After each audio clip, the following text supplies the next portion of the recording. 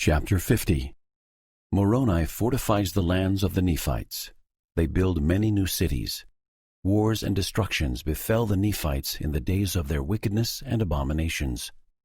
Morianton and his dissenters are defeated by Teancum. Nephihah dies, and his son Pahoran fills the judgment seat. About 72 through 67 B.C. And now it came to pass that Moroni did not stop making preparations for war, or to defend his people against the Lamanites.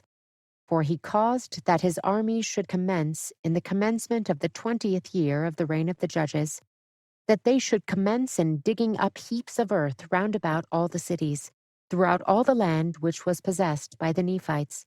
And upon the top of these ridges of earth he caused that there should be timbers, yea, works of timbers built up to the height of a man, round about the cities. And he caused that upon those works of timbers there should be a frame of pickets built upon the timbers round about, and they were strong and high. And he caused towers to be erected that overlooked those works of pickets. And he caused places of security to be built upon those towers, that the stones and the arrows of the Lamanites could not hurt them.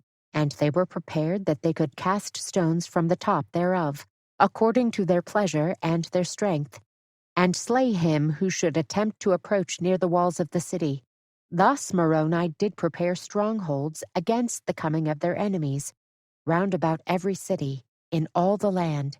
And it came to pass that Moroni caused that his army should go forth into the east wilderness. Yea, and they went forth and drove all the Lamanites who were in the east wilderness into their own lands, which were south of the land of Zarahemla. And the land of Nephi did run in a straight course from the east sea to the west. And it came to pass that when Moroni had driven all the Lamanites out of the east wilderness, which was north of the lands of their own possessions, he caused that the inhabitants who were in the land of Zarahemla and in the land round about should go forth into the east wilderness, even to the borders by the seashore, and possess the land. And he also placed armies on the south, in the borders of their possessions, and caused them to erect fortifications, that they might secure their armies and their people from the hands of their enemies. And thus he cut off all the strongholds of the Lamanites in the east wilderness, yea, and also on the west, fortifying the line between the Nephites and the Lamanites, between the land of Zarahemla and the land of Nephi, from the west sea, running by the head of the river Sidon, the Nephites possessing all the land northward, yea, even all the land which was northward of the land bountiful, according to their pleasure. Thus Moroni, with his armies, which did increase daily because of the assurance of protection which his works did bring forth unto them, did seek to cut off the strength and the power of the Lamanites from off the lands of their possessions, that they should have no power upon the lands of their possession. And it came to pass that the Nephites began the foundation of a city, and they called the name of the city Moroni, and it was by the east sea, and it was on the south by the line of the possessions of the Lamanites. And they also began a foundation for a city between the city of Moroni and the city of Aaron, joining the borders of Aaron and Moroni. And they called the name of the city, or the land, Nephihah. And they also began in that same year to build many cities on the north, one in a particular manner which they called Lehi, which was in the north, by the borders of the seashore. And thus ended the 20th year. And in these prosperous circumstances were the people of Nephi in the commencement of the 21st year of the reign of the judges over the people of Nephi. And they did prosper exceedingly, and they became exceedingly rich, yea, and they did multiply and wax strong in the land. And thus we see how merciful and just are all the dealings of the Lord, to the fulfilling of all his words unto the children of men. Yea, we can behold that his words are verified, even at this time, which he spake unto Lehi, saying, Blessed art thou and thy children. And they shall be blessed, inasmuch as they shall keep my commandments, they shall prosper in the land. But remember, inasmuch as they will not keep my commandments, they shall be cut off from the presence of the Lord.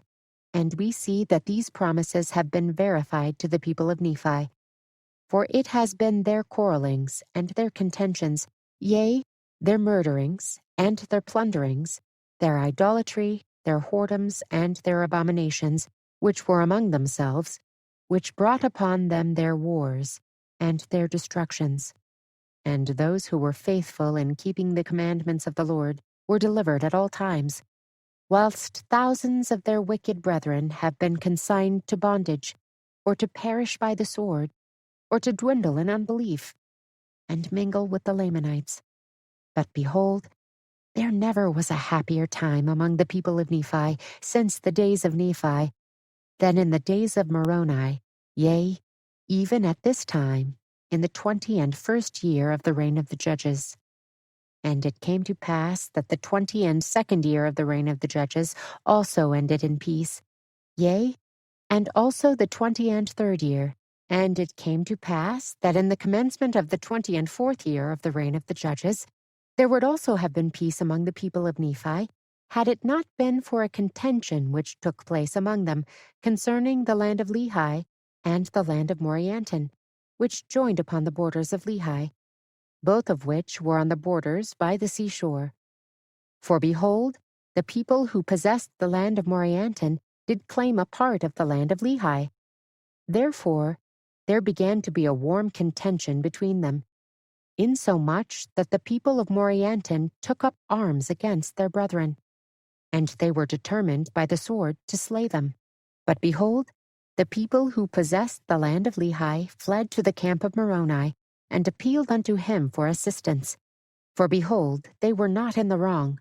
And it came to pass that when the people of Morianton, who were led by a man whose name was Morianton, found that the people of Lehi had fled to the camp of Moroni, they were exceedingly fearful, lest the army of Moroni should come upon them, and destroy them.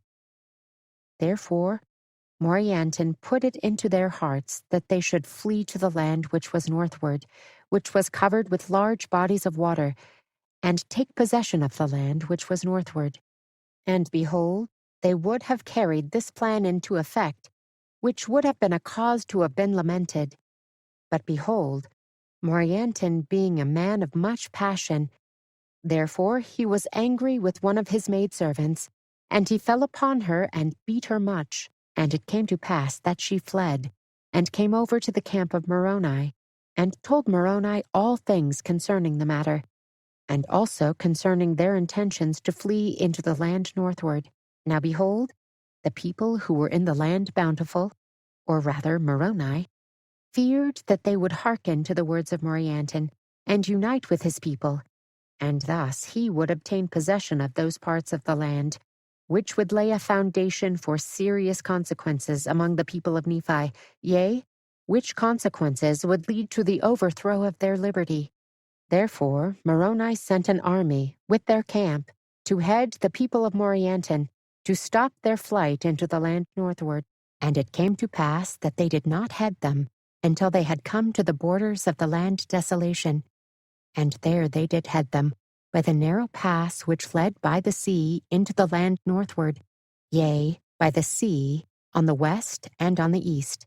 And it came to pass that the army which was sent by Moroni, which was led by a man whose name was Teancum, did meet the people of Morianton. And so stubborn were the people of Morianton, being inspired by his wickedness and his flattering words, that a battle commenced between them, in the which Teancum did slay Morianton, and defeat his army, and took them prisoners, and returned to the camp of Moroni. And thus ended the 24th year of the reign of the judges over the people of Nephi. And thus were the people of Morianton brought back, and upon their covenanting to keep the peace, they were restored to the land of Morianton, and a union took place between them and the people of Lehi, and they were also restored to their lands. And it came to pass that in the same year that the people of Nephi had peace restored unto them, that Nephihah, the second chief judge, died, having filled the judgment seat with perfect uprightness before God. Nevertheless, He had refused Alma to take possession of those records and those things which were esteemed by Alma and his fathers to be most sacred. Therefore, Alma had conferred them upon his son, Helaman. Behold, it came to pass that the son of Nephihah was appointed to fill the judgment seat in the stead of his father. Yea, he was appointed chief judge and governor over the people, with an oath and sacred ordinance to judge righteously, and to keep the peace and the freedom of the people, and to grant unto them their sacred privileges to worship the Lord their God, yea, to support and maintain the cause of God all his days, and to bring the wicked to justice according to their crime. Now behold, his name was Pahoran. And Pahoran did fill the seat of his father, and did commence his reign in the end of the 24th year.